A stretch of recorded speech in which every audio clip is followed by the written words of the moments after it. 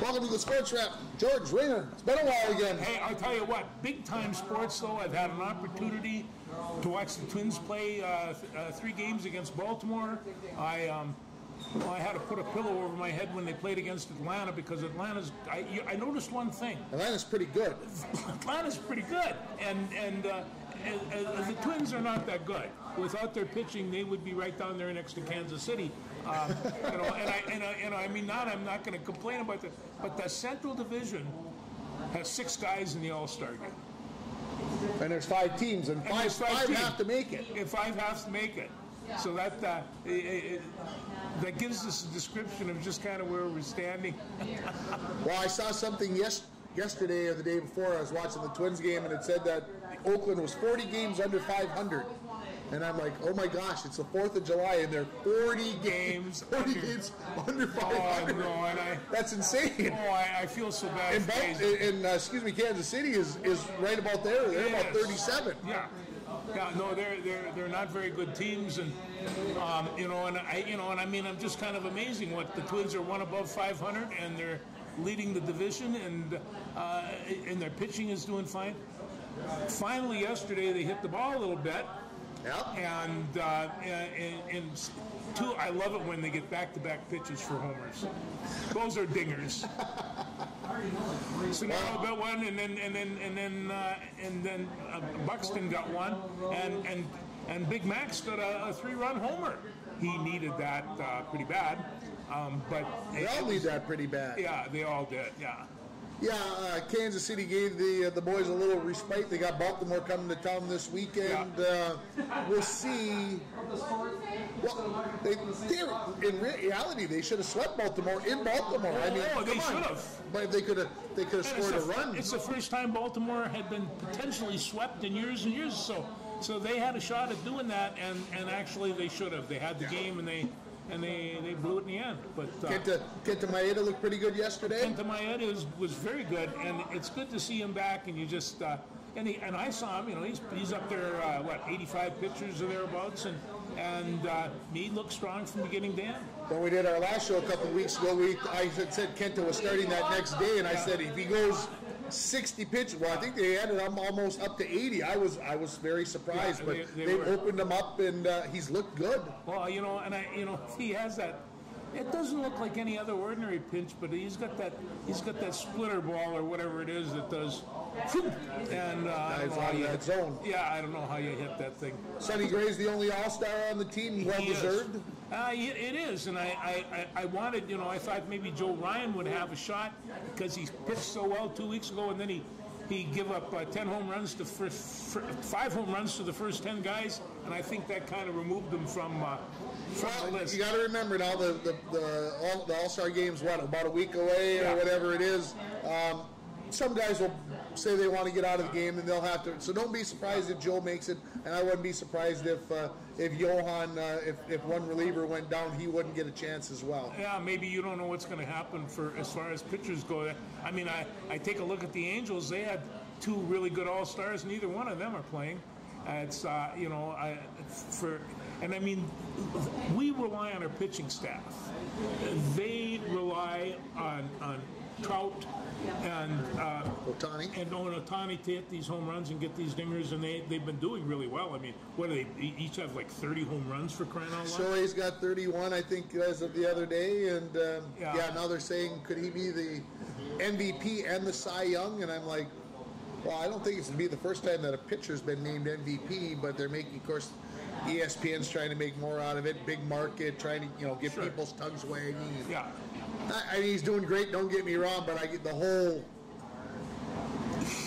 whatever ESPN grabs onto these LA and New York and Boston stories and Chicago, I guess, and they run with them even though there's really nothing. Well, no, you take a look at these guys. I pay money to watch either one of them play baseball. And so would everybody else, and so they're a good draw when they come to Minneapolis. Boy, everybody's going to want to go see those guys. They want to see if the pitching can get beyond them and beat these guys. But hey, they're a fun team to watch. They are. Now they're all busted up. Yeah, he just Trout broke a bone in his hand. You don't know. Could it be season ending? these hand issues, they're tough to deal with when you're trying to bat. Yeah, they are, and if you think that it's just a hand injury, no. If you're going to hold that bat, you really have to have full grip. And these guys' hand strength is incredible. Yeah. The vibration from hitting the ball can be quite painful. It really can. If something's busted. It can be painful when it's not. It can be painful when it's not. What else have you been seeing in baseball? Well, that's been a kind of about it. I finished watching the College World Series and all like that, and that was. Can you explain 24 runs in one game and then 18 for the other team in the next? Can you I've got a really good friend of mine. I have two friends of mine that went to school in Tennessee, so they were real pumped up about Tennessee. And Tennessee was doing the same thing. And so, they beat LSU really, really bad. And then LSU got bombed by Florida, who I have another good friend that is an administrator at Florida. So he was in Omaha saying, he wrote me a message. He says, "This is why I don't gamble in sports." And so, but I think that people were just shocked because both these clubs have excellent potential professional pitchers. I mean, actually, in all aspects of the game, there's got to be 5 or 6 guys that are going to be playing in the pros for sure, and maybe more. And it's absolutely, yeah. It's crazy to think what the numbers could be. Yeah, so, it really is. College World Series was fun to watch, except when it's like 11-1, it's kind of like, it's over, right? And it's kind of when I went and saw Tennessee play, they were down 8-2, and it was going into the 7th inning, and I just says, well, geez, Tennessee's getting bombed and home from these guys. What is that? And then all of a sudden, bam, bam, bam, bam, bam, and they were up 9-8, and it just your mouth just dropped. It can happen in a hurry. That is for sure.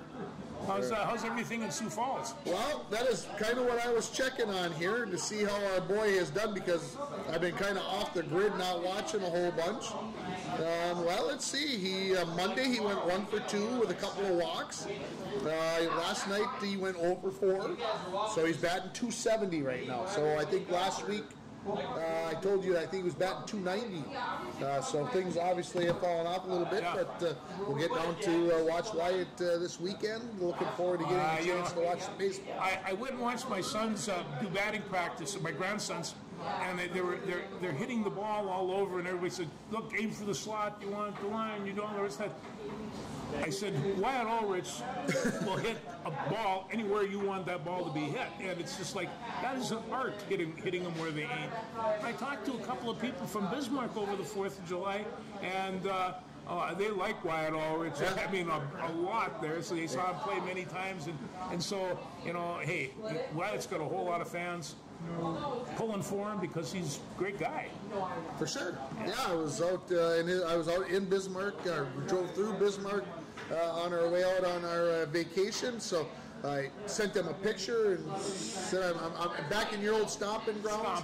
And so he said, well, it's always good to see Bismarck again, but obviously happy to be in Sioux Falls. And like I said, we'll get a chance to visit with him this weekend, and hopefully he has a big weekend while we're there. Yeah. So you're going to be able to get a time to get a sports wrapped in with him? Well, I've been debating whether I should talk to Darce and say, should I, take the camera with?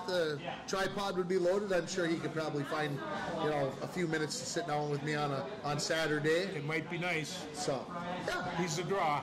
He's a draw. He's a draw. So. Seems how we've been taking so many weeks off. 2 shows in a week, I suppose, wouldn't hurt anything, right? Shock people. So, well, I see Wimbledon's on over here. Have you been watching any tennis? Well, I was yesterday. It rained really hard all day. It rained really hard on Monday. It rained really hard on Tuesday. Yeah. I haven't even got to check today to see what's happening. I was working pretty diligently today. Had my nose to the grindstone at the new job, so I was busy answering emails and text messages and hiring people and doing all that stuff. Hiring people too, huh? Got an assistant volleyball coach, I think, penciled in. We got to get it approved by the school board, of course. I don't get to finalize, but we got that. And got a couple basketball games scheduled.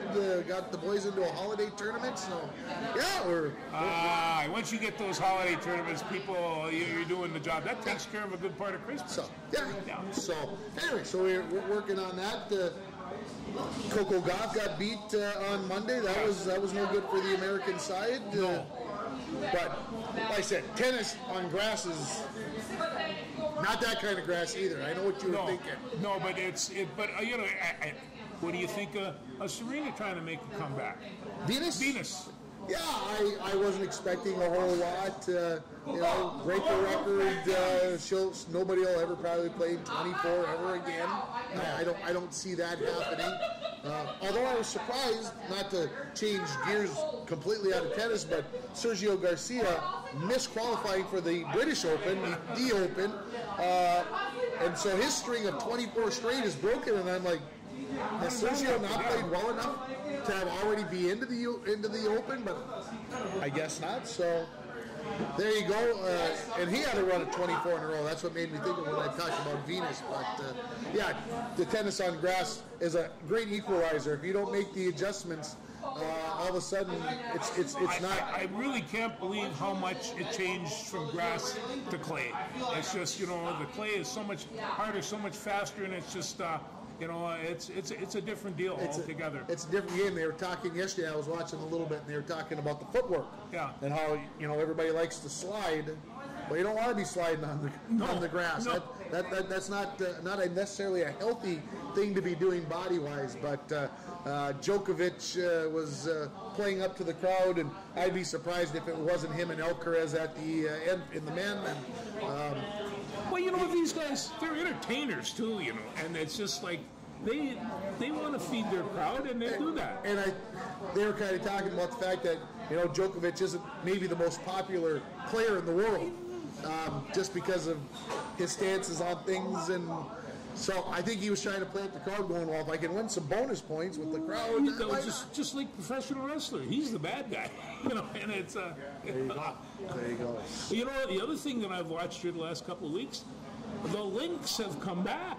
Yeah, what do you want to attribute it to? Is it Collier seems to be the bigger part of this one, and she's been real consistent. But the team is just playing solid basketball, and they're playing against some pretty good teams. Dwayne and I were saying that they were playing for the number one pick because there's a good chance that one Paige Beckers might be coming out, and she could be the number one overall pick. And everybody wants Caitlin too, and Caitlin Clark, would she work well with the Lynx? She would. I don't think they're gonna get her, but right now they're playing real well. They're shooting the ball well. They're playing pretty good defense. They're putting down some pretty good teams, and I should say good. The other teams are getting a little older.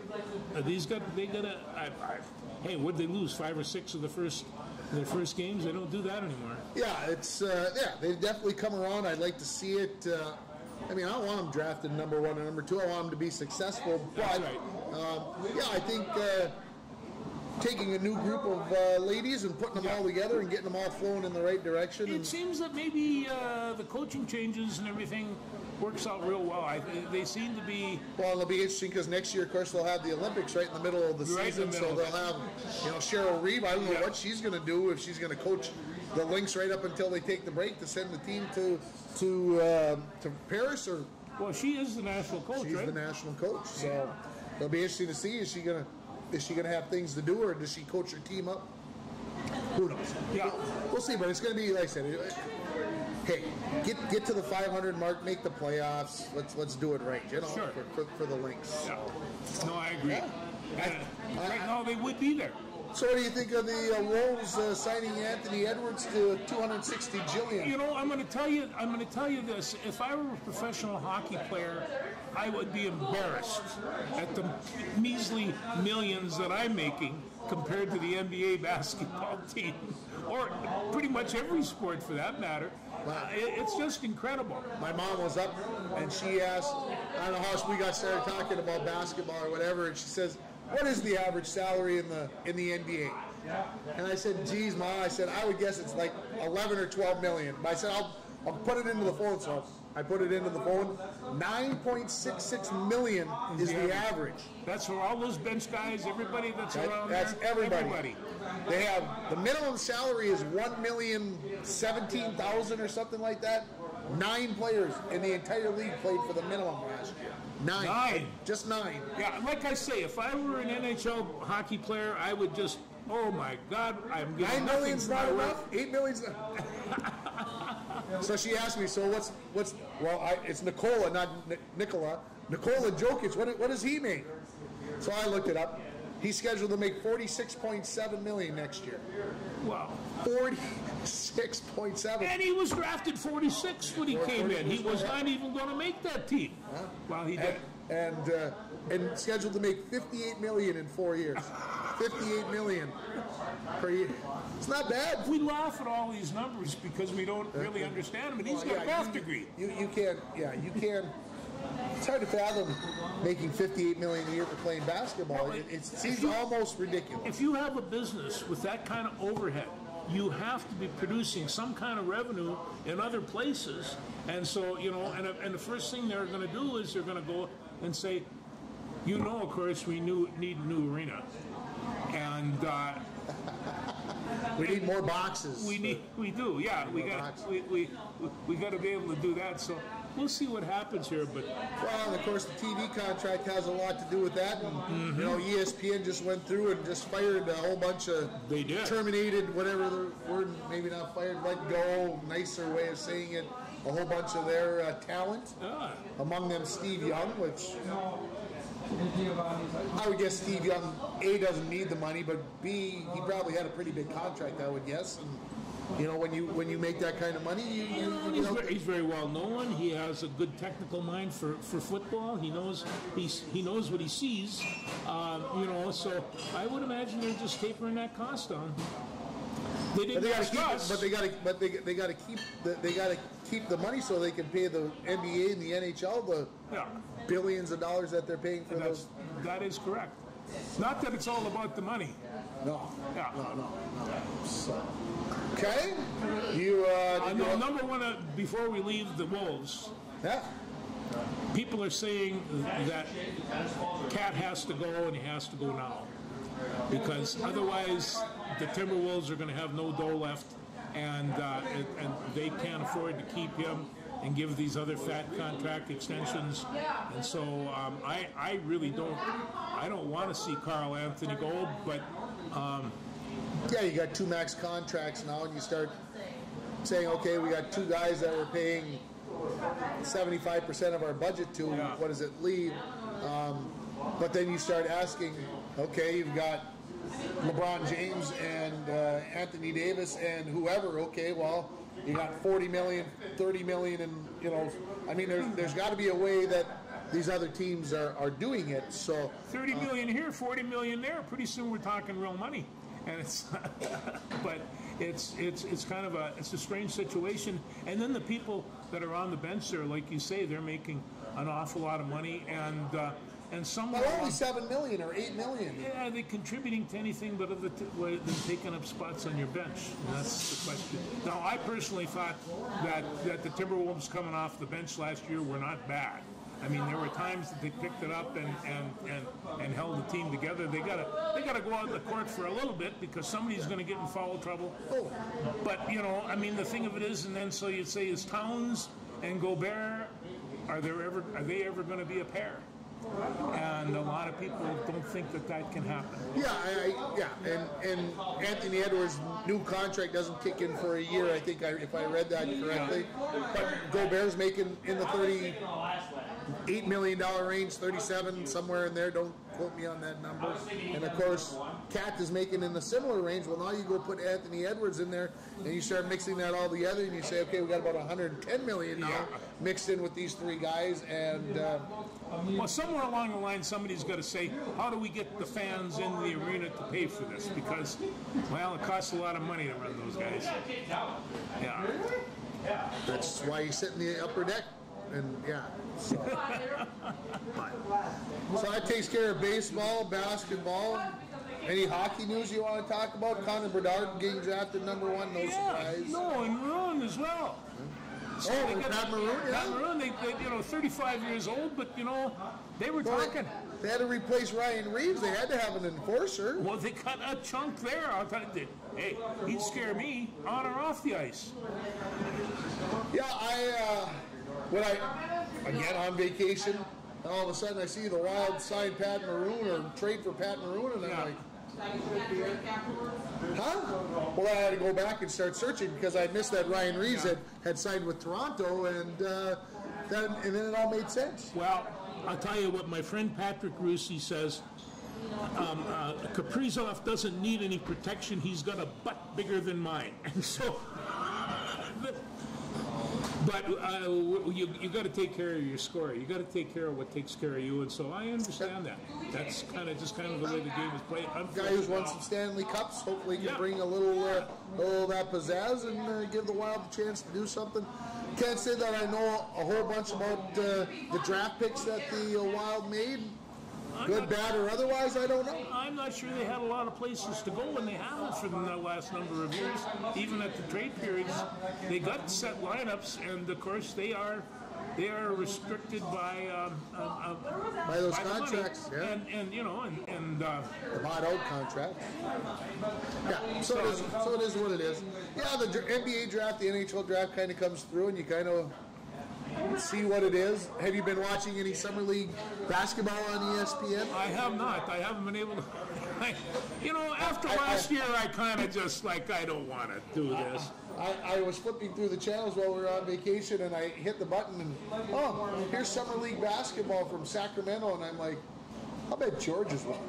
I bet George is watching. I like to watch it right at the beginning because you know a lot of these college players, and when they were in college, you want to see, okay, how do they look against the best? Yeah. And rarely do they look good. As they're young, they're rookies. No matter what their physical prowess, it's a tough sport to crack into. NBA basketball is a brutal sport, and you have to people have to know that. These are big people. You get drafted, and doesn't mean you're going to make the team. No. I mean, and it's only like 2 draft picks. Yeah. And it's like, well, you might not make the team. Sorry, I was surprised when I looked through the NBA draft picks the night afterwards. There were like 3 teams that didn't even make a draft pick. They didn't even make a draft pick. No. We traded them all away, and that's where the Timberwolves that's what they do. That's where the Timberwolves are kind of sitting at. Yeah. So, but I did see they re-signed Luke Garza, by the way. They did. Luka Garza. Luka. So, well, I think it's a good choice. Oh, I think so too. Yeah. Can he do what we want him to do in the NBA? So did you watch any CFL football recently? I did. I watched the Bombers the other night, and and they weren't doing that hot, but they're picking it up. It's a good football game. Yeah, they lost to BC there a couple weeks ago. They beat Montreal on the road. I didn't get to watch any of it. Kind of disappointed, but I did get to watch a little bit of the Argos, Toronto versus BC, and Toronto kicked them. I thought Toronto's the best team that I've seen so far. They're the defending champs. Yeah. They were there for a reason. Who are they going to play when we go to Winnipeg? I think it's BC. All right. I believe, if I remember right. Let me do this. Winnipeg Blue Bombers schedule. See, then we know what we're dealing with. Seymour. Yeah, it is BC. All right. 100%. So we got that figured out. So yeah, Canadian football season. They're already 4 weeks in. Week 4 in the books, and so they play 21 weeks. So there's a long way to go, but. And the USFL finished their season this week. Yeah, did you get to watch any of the championship games? 2-3 plays. Okay. Yeah, and I wanted to see just if I recognized any of the players, and very few, but it's football. Yeah, Birmingham in the semis. I watched a little bit of the semis against the New Orleans Breakers the weekend before, and they were kicking butt and taking names, so I kind of figured they'd put the hurt on Pittsburgh, and it sounded like it maybe was closer than the score showed, but yeah. To me, it reminds me of fairly good defensive players. Just rushing all the time. There's blitzing going on from every which direction, and so the defense can kind of carry the day. They can also get stung, which I saw a couple of times, but they really like putting on, 8-9 men on a rush, and there's a lot of people that come and on both sides. And I think, well, if your defense is better than your offense, that's the way you have to deal with it. Oh, absolutely. Yeah, it's more of how does your offensive line hold up against blitzing, and when you don't necessarily have super offensive linemen, sometimes that can, and we know that's where it all starts, folks, is up front with the offensive line. So it all takes care of it. Anything else football-wise on your mind? Yeah, let's talk about Mr. Alexander. Yeah. I heard an interview with him. He is running around doing football camps. Okay. This guy is no schmuck. He was a very good student, an outstanding student, and he really kind of believes in football for education. And so he says he loves 3-day camps. They put these kids through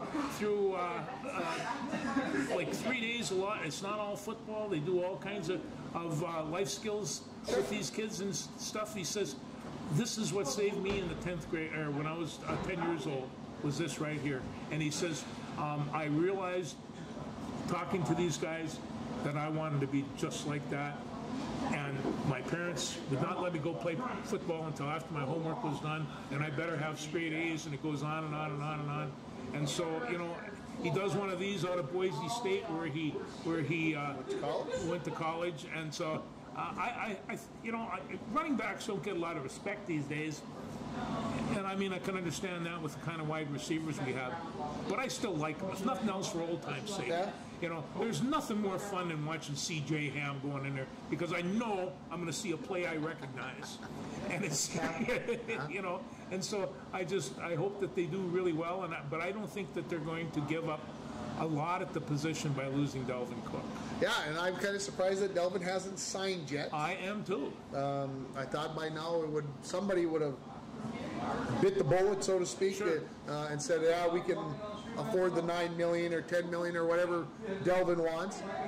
But I think there's a lot of teams that maybe are going to go, well, we don't need to be in a rush to do it. Maybe we'll see how training camp starts, and if we get a guy hurt, now we can start to get serious about it. But that, like I said, just doesn't seem possible with a guy with that much talent. But they're handicapped by the salary cap as well. So if you're going to make you're going to go pay him $10 million. Somebody's probably got to go. Yeah, it's a decision. It's more than just an on-the-field thing. And I ain't giving my star left tackle for that. But I do want to piggyback on your camp thing, because Adam Thielen from Detroit Lakes, he's been putting on football camps for years and years. Yeah.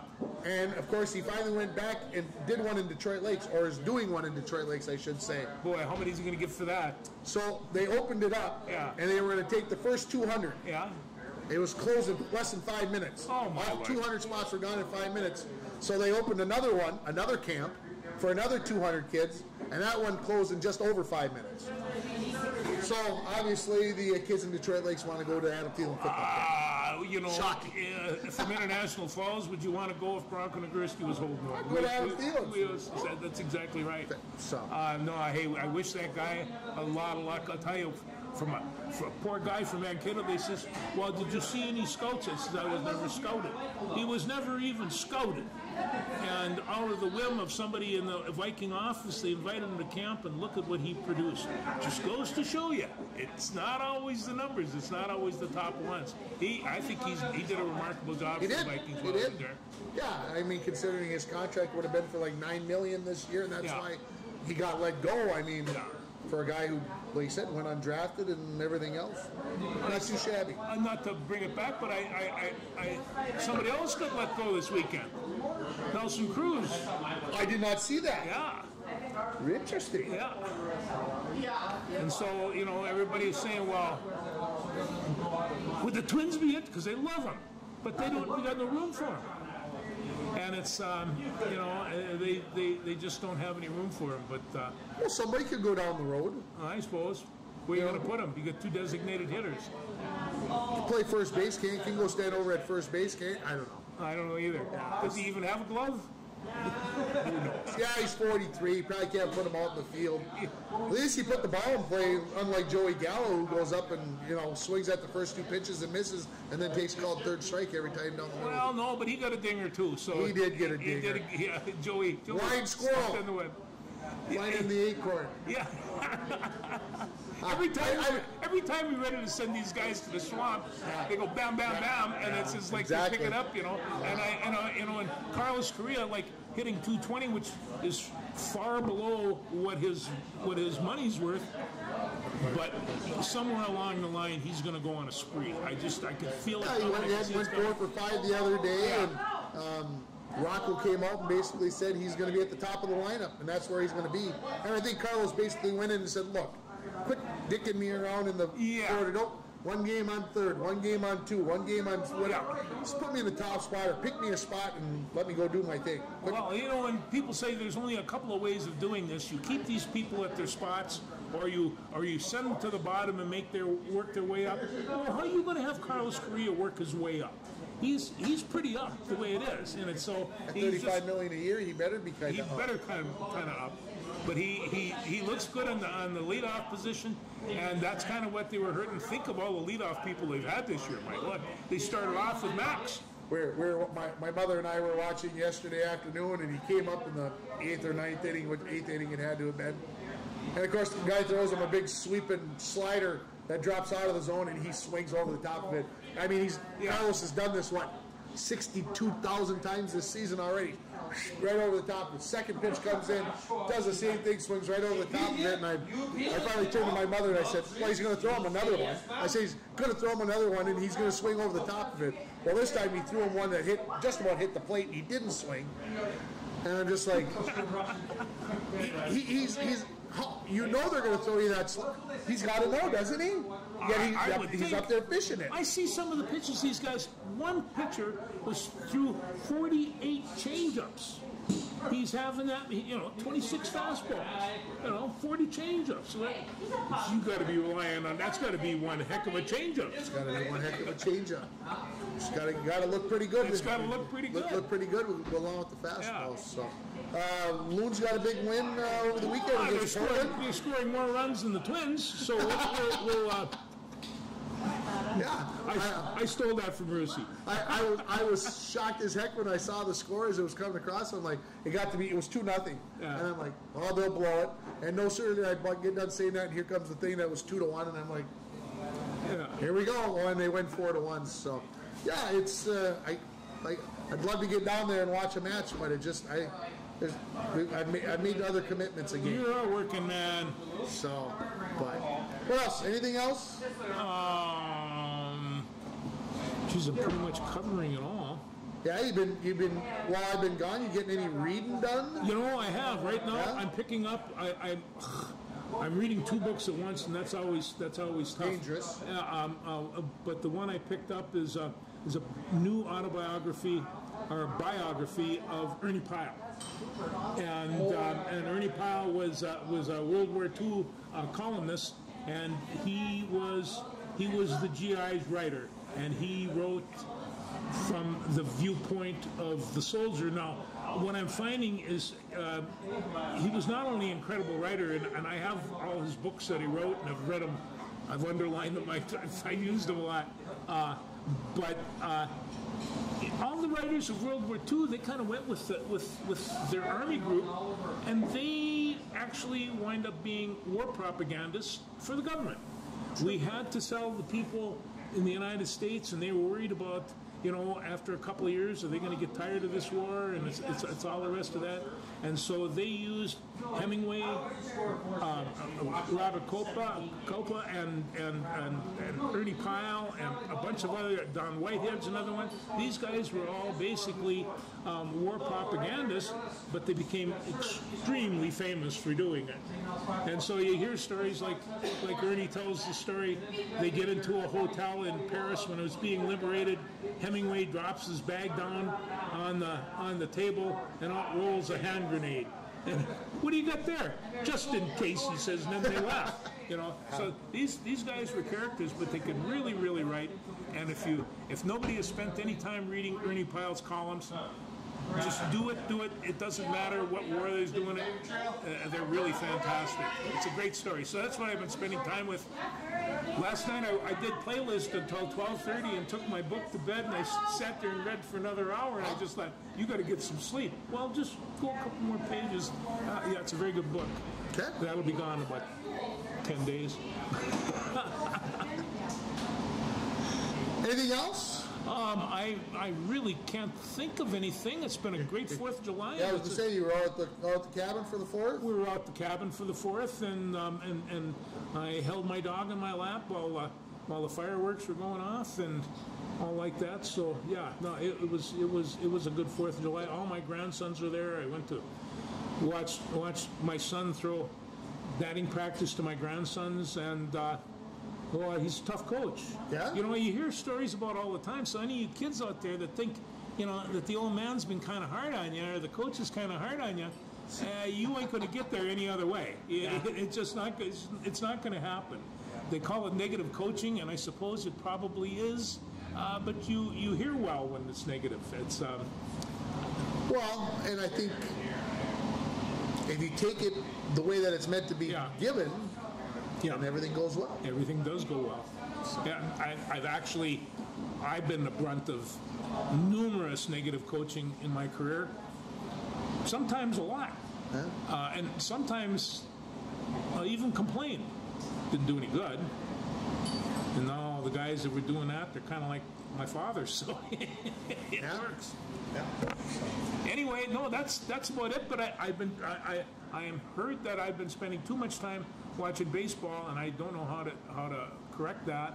But it's baseball season, and there's some good things going on watching baseball these days. George will have the entire U.S. Women's World Cup all panned out for you next week when we come on. We'll have a big preview because that starts on July 20th. It does. Down in Australia and New Zealand, we'll be watching soccer at all kinds of weird hours. This is huge, and it's it's going to be huge, and it's building up right now. Also, you know, the USA's got a pretty good team, and so you know we'll see where that goes. It's probably better than the men's. So yeah, well, I would suspect that the American women will do better than the American men. But I think so too. Just a little food for thought for next week. You can start, thinking about who's going to win and who's not going to win, and then go from there. I'll see what I can do for getting an overview. Thanks, everybody. See you next week.